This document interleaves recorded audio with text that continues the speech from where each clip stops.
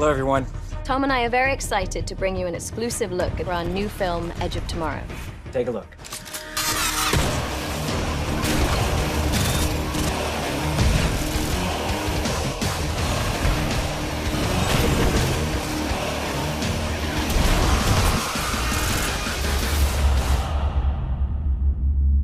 I mean, I crushed it, but... I crushed it. Crushed it. If we do not defeat them in France, we'll be fighting them in the streets of London, then New York, then Tokyo. All of humanity is at stake. It takes place in the future, and it's an extraordinary adventure. It's got a post-apocalypse feel to it, but people are surviving. Operation Downfall. The entire might of the UDF, exterminating this mimic scourge along the way. You know, the character I play, Cage, he's a marketing guy, a PR guy. I want you to sell the invasion.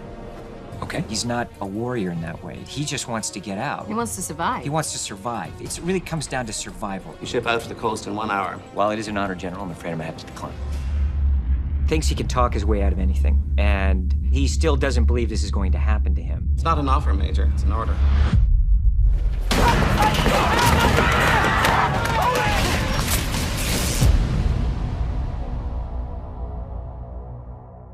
What day is it? Judgment Day. You just realize there's no way out. He's not gonna get out of combat. Remember, there's no courage without fear. I think there's something wrong with your suit. Yeah, there's a dead guy in it. And he's forced into this situation, and he's basically going to die. How do I turn the safety off of my weapon? What? How do I turn the safety off? Oh my God!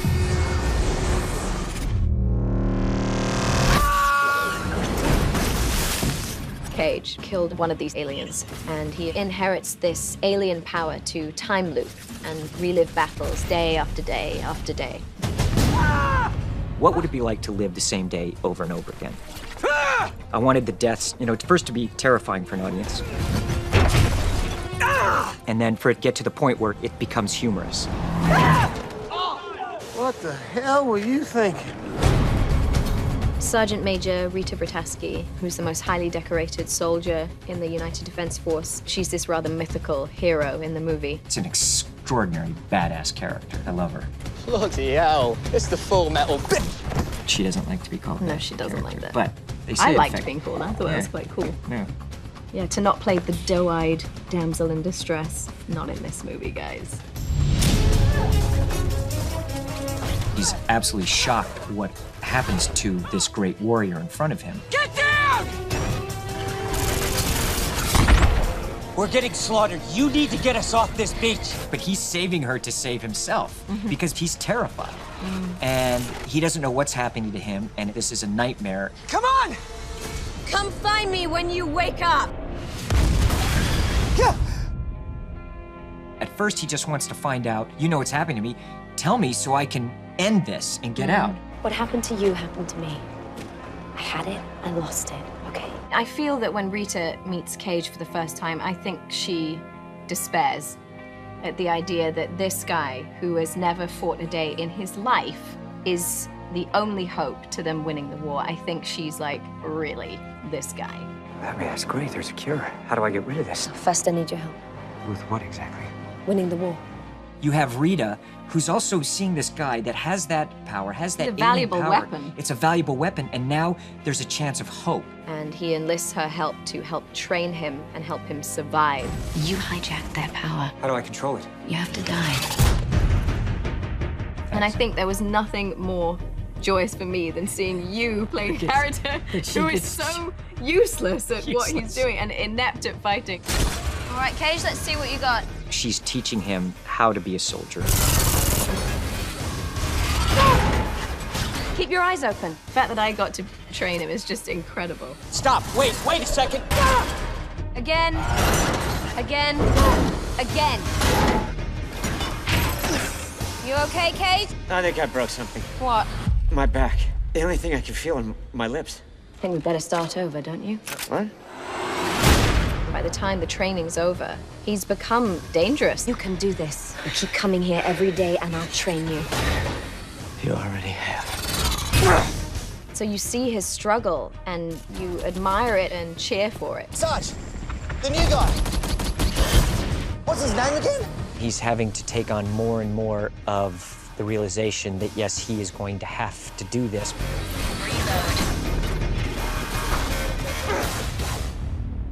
What do we do now?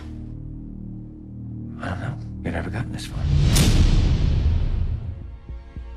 We've been shooting the battle on the beach for like 6 weeks.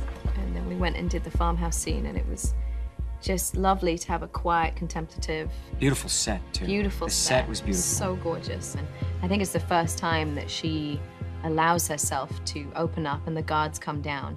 And I think within that vulnerable state is when she allows herself to fully realize how unnerving this situation is, that this is, for her, the first time they've been here, but she discovers for him, he's done this many, many, many, many times. And I think that's a very jarring thing. I can't believe you found coffee. Sugar, right? Yeah, you. Hold on. 3. You like 3. How many times have we been here? It's as far as you go. No matter what I do, this is as far as you ever make it. You see how they become friends and how he really starts to care about her, and she's basically all he wants to save.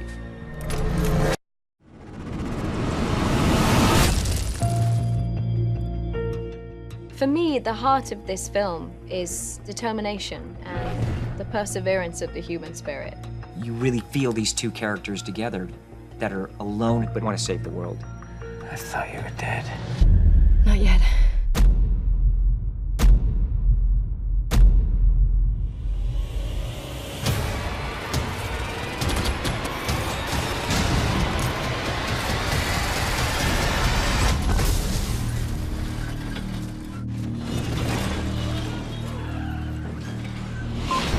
Hello, everyone.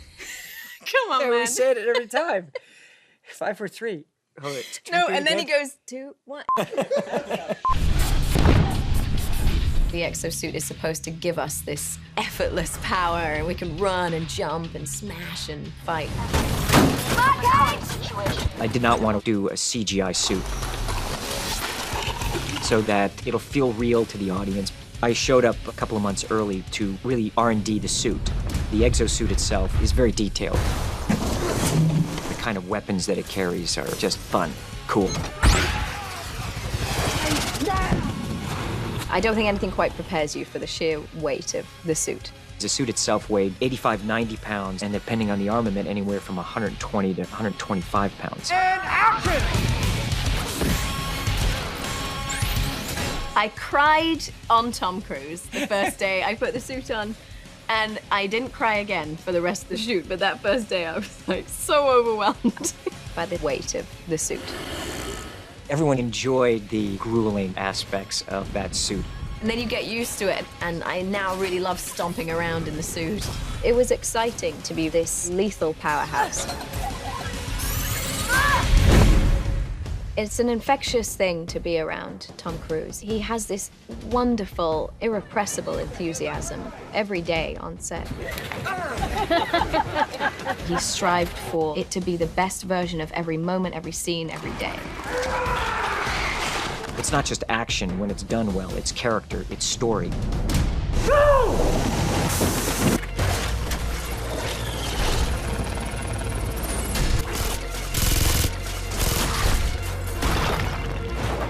At times I was shooting 7 days a week on second unit. And for this character, you had to have him get pounded. He does it because he wants people to enjoy themselves. He wants the film to be as incredible as it can be, and he wants you to be great in it as well. So he's a very generous actor. Emily has not done action. There's no easy feat. This is the deep end of action. It was going to be a challenge, so I spent about 3 months training for it. So I did Krav Maga, which is this Israeli martial arts. I did gymnastics, I did sprint training, I did weight training. I then came to London and learnt all of the stunts. 3, 2, 1, action! Trying to capture the choreography and the sheer violence at which she fights was the challenge.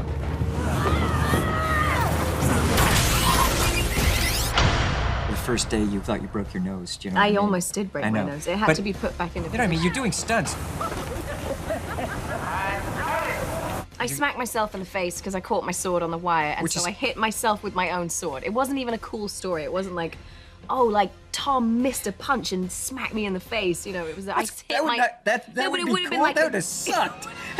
It would have been a cool war wound, you know, like I took a hit, man, you know, but I hit myself. Like, better if Bill Paxton did it, maybe, but me. Maybe, but like, maybe not you. Idiot. He's a gentleman. He wouldn't do that. He would never miss a hit. Never.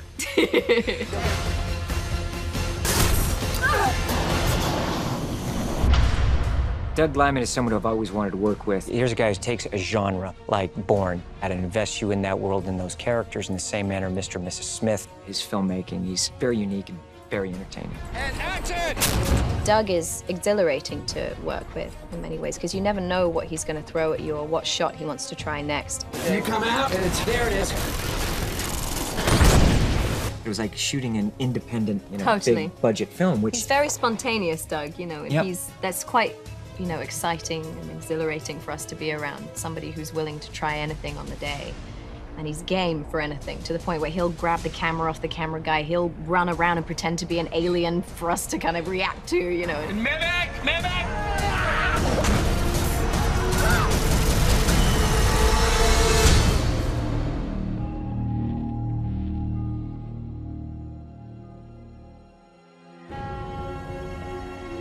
This is not the end.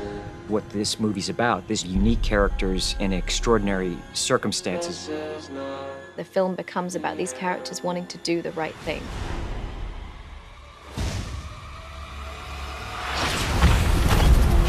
That was the journey that we went on every day, was really trying to find the humanity in this relationship in a very high concept movie. This is not And so it is science fiction, but it's just a big adventure. This is not